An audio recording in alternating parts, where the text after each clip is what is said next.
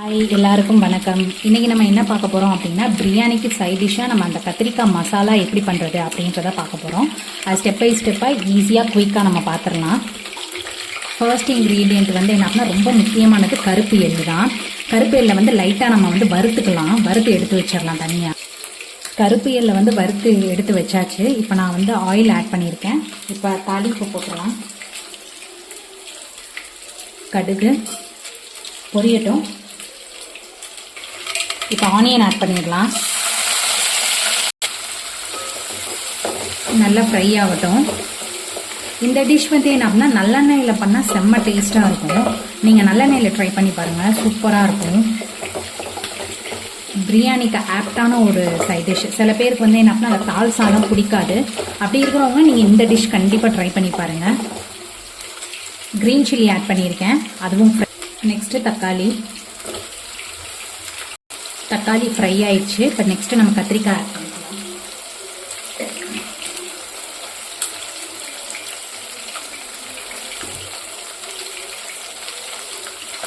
கத்திரிக்காய் பாருங்க, நான் இந்த மாதிரி உள்ளேயும் செக் பண்ணிக்கோங்க, பூச்சி ஏதாவது இருக்கான்னு.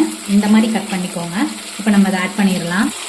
இங்கே பாருங்க, இப்போ நான் எல்லா கத்திரிக்காயுமே ஆட் பண்ணியிருக்கேன். இது இப்போ நல்லா எண்ணெயில் வந்து ஃப்ரை ஆகணும், எண்ணெயிலே வேகணும். ஆனால் பார்த்து மெதுவாக கிளறுங்க, ஏன்னா அது வந்து உடஞ்சிடக்கூடாது. அதான் மெயினு. ஒவ்வொருத்தவங்களுக்கு நம்ம சர்வ் பண்ணும்போது என்ன அப்படின்னா, இந்த மாதிரி ஒவ்வொரு பீஸாக நம்ம சர்வ் பண்ணணும் எடுத்து. அப்போ தான் அது நல்லா டேஸ்ட்டாக இருக்கும். நல்லா ஃப்ரை ஆகி வேகட்டும், பட் குழஞ்சிடக்கூடாது. வேகட்டும். பாருங்க, இப்போ எண்ணெயிலே ஃப்ரை ஆகிட்டே இருக்கும்போது அந்த கத்திரிக்காய் கலர்லாம் எப்படி சேஞ்ச் ஆகுதுன்னு பாருங்க.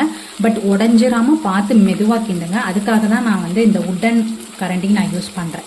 ஓரளவு கத்திரிக்காய் ஓரளவு வெந்துருச்சு. இப்போ நான் இதில் வந்து புளி, மிளகா பொடி, உப்பு இதெல்லாம் மிக்ஸ் பண்ணி வச்சுருக்கேன். இதை நம்ம ஆட் பண்ணிடலாம்.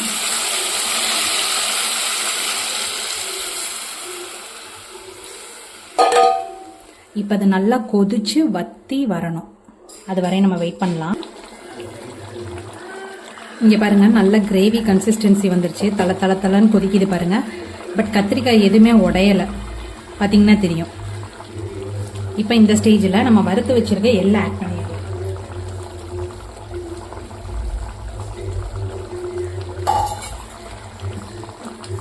நம்ம எல்லாம் ஆட் பண்ணிடலாம். பாருங்க, எல்லாம் ஆட் பண்ணியாச்சு. இப்போ லைட்டாக மிக்ஸ் பண்ணிடலாம்.